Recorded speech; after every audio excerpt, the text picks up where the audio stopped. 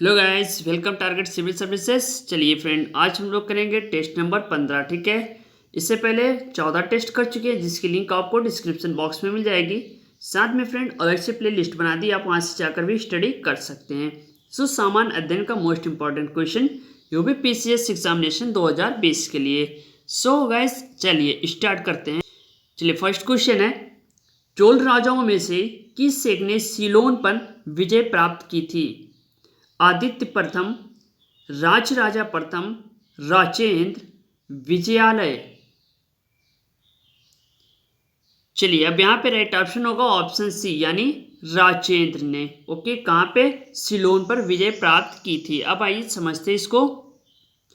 राजराजा प्रथम ने श्रीलंका के शासक महेंद्र पंचम पर आक्रमण कर उसकी राजधानी अनुराधापुरम को नष्ट कर दिया। इस अभियान में राजराजा ने अपने द्वारा जीते गए प्रदेश का नाम मुक्ति चोल मंडलम रखा। पोलन नुरुआ की अपनी राजधानी बनाया। ओके, चलिए फ्रेंड नेक्स्ट क्वेश्चन देखते हैं। निम्न में कौन सा एक सही सुमेलित है? हड़प्पा सभ्यता चित्रित धूसर मृदभांड, कुषाण गंधार कला शैली, मुगल अजंता चित्रकारी, मराठा पहाड़ी चित्र शैली। चलिए इसमें से राइट ऑप्शन बताइए फटाफट। यहाँ पे राइट ऑप्शन होगा ऑप्शन बी। ठीक है, कुषाण गंधार कला शैली। अब आइए समझते इसको। कुषाण काल में गंधार कला शैली का विकास हुआ। नंबर 1, चूंकि इस काल में भारतीय शिल्पकारों के मध्य एशियाई, यूनानी और रोमन शिल्पकार के साथ संपर्क से एक नई शैली का विकास हुआ, जिसे गंधार शैली कहा गया। ठीक है, इस शैली में बुद्ध की प्रतिमा यूनान रोमन मिश्रित शैली में बनाई गई। क्लियर फ्रेंड, यहाँ पे क्या हुआ? गंधार शैली कहलाया किसमें? यूनानी रोमन शिल्पकारों के मिलने से। ओके, चलिए नेक्स्ट क्वेश्चन देखते हैं। होयसल स्मारक कहाँ पर पाए जाते हैं फ्रेंड? हम्पी और हेलीबीड और बेलूर, मैसूर और बेंगलुरु, कश्मीर और उत्तर प्रदेश। अब यहाँ पे होयसल स्मारक की बात हो रही है। यहाँ पे राइट ऑप्शन होगा ऑप्शन सी। ठीक है, मैसूर और बेंगलुरु में। ओके, अब आइए समझते इसको। हेलीबीड यह कर्नाटक राज्य में स्थित है। नंबर 1, मध्यकाल में यही होयसल वंश की राजधानी थी। इनके द्वारा निर्मित विभिन्न प्रकार के स्मारक तथा मंदिर पाए जाते हैं, जो स्थापत्य एवं चित्रकला के लिए विख्यात हैं। Clear question. बेलूर ये कर्नाटक राज्य में स्थित है, जो होयसल वंश के चीना केशव मंदिर के लिए प्रसिद्ध है। अब यहाँ पे फ्रेंड क्लियर हुई बात। होयसल वंश की राजधानी थी कहाँ पे? हेलीबीड में। ठीक है, चलिए नेक्स्ट क्वेश्चन देखते हैं।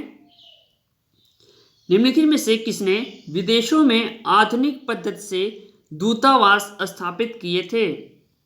हैदर अली, मीर कासिम, शाह आलम, टीपू सुल्तान। चलिए इसका राइट ऑप्शन बताइए फटाफट। यहाँ पे राइट ऑप्शन होगा ऑप्शन डी, यानी टीपू सुल्तान।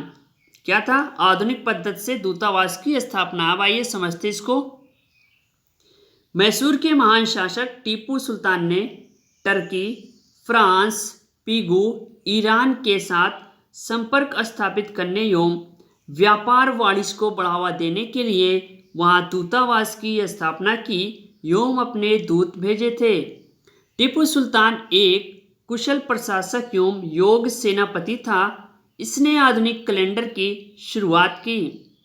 अब यहाँ पे दो बात क्लियर हुई, टर्की, फ्रांस, पीगू और ईरान में। ठीक है, क्या है? वाणिज्य दूतावास खोला और अपने दूत को भेजा था। किसने? टीपू सुल्तान ने। ओके, चलिए नेक्स्ट क्वेश्चन देखते हैं।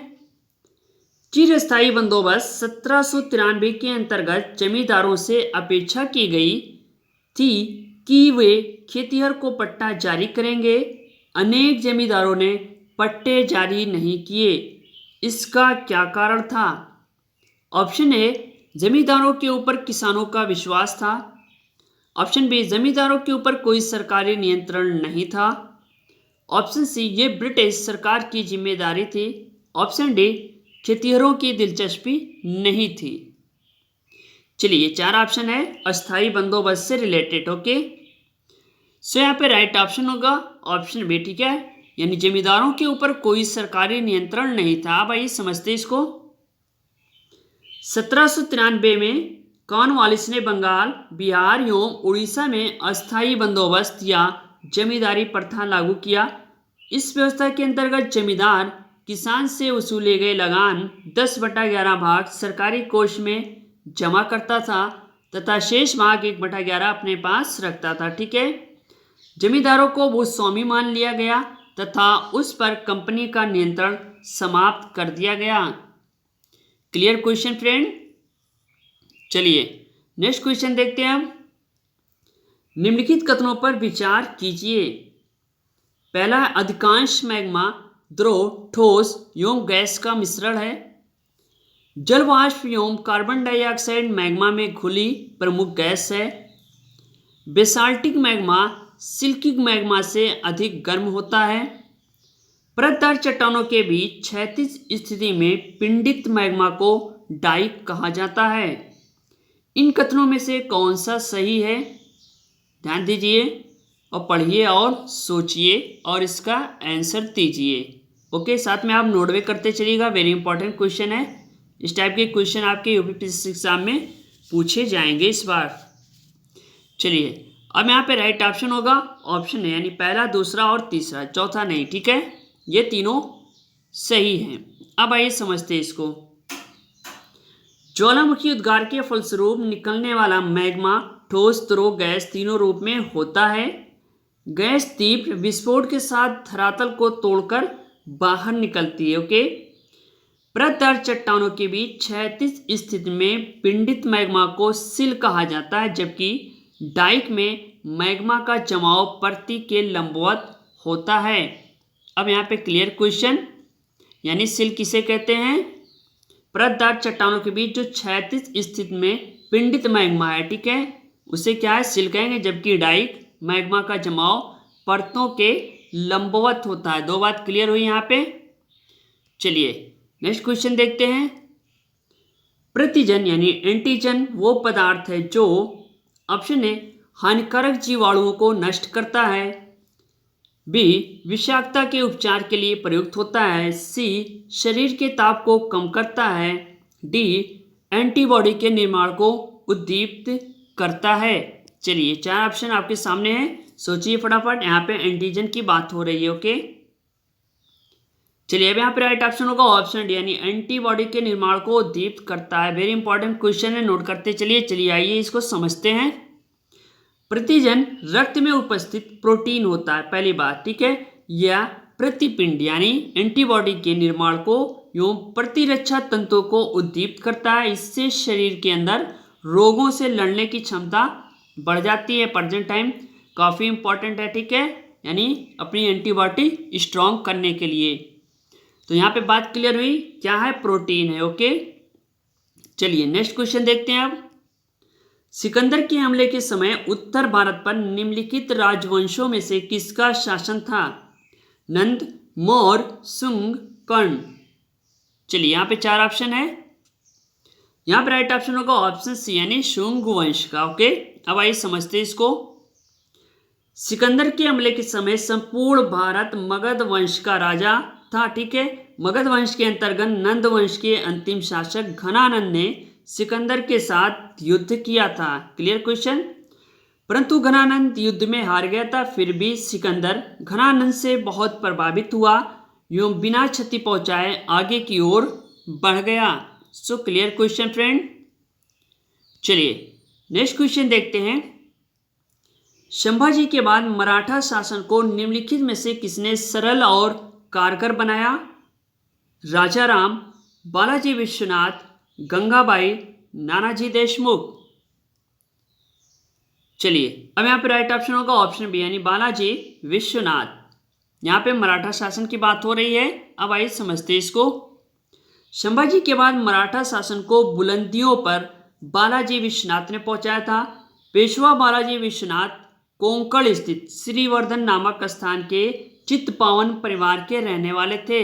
वेरी इंपॉर्टेंट क्वेश्चन है, ये क्वेश्चन पूछता है। चलिए नेक्स्ट क्वेश्चन देखते हैं। रेशम का कीड़ा यानी सिल्क वॉर्म अपने जीवन चक्र के किस चरण में वाणिज्यिक तंतु यानी फाइबर ऑफ कॉमर्स पैदा करता है? Option A larva, pupa, imago. चलिए वेरी इंपॉर्टेंट क्वेश्चन है, सोचिए समझिए और इसका आंसर दीजिए। यहाँ पे सिल्क वर्म की बात हो रही है, फाइबर ऑफ कॉमर्स की बात हो रही है यानी वाणिज्यिक तंतु के बारे में। चलिए अब यहाँ पे राइट ऑप्शन होगा ऑप्शन सी यानी प्यूपा इज राइट ऑप्शन। आइए समझते हैं इसको। रेशम कीट रेशम का उत्पादन मुख्यतः कोशित, ठीक है, यानी प्यूपा अवस्था में करता है। रेशम प्राप्त करने के लिए जीवित कोशित यानी प्यूपा को गर्म पानी से उबाला जाता है। गर्म पानी में उबालने पर कोशित मर जाता है। धागों को गर्म पानी में ही खोलकर उतार लिया जाता है, ठीक है। तो किसमें डाला जाता है प्यूपा को? गर्म पानी में, जिससे क्या है रेशा प्राप्त होता है यानी धागा प्राप्त होता है। चलिए फ्रेंड ये रही वीडियो को लाइक करना फटाफट और ज़्यादा से ज़्यादा शेयर करिए। मिलते हैं नेक्स्ट वीडियो के साथ। Okay thanks, best of luck, thank you, धन्यवाद।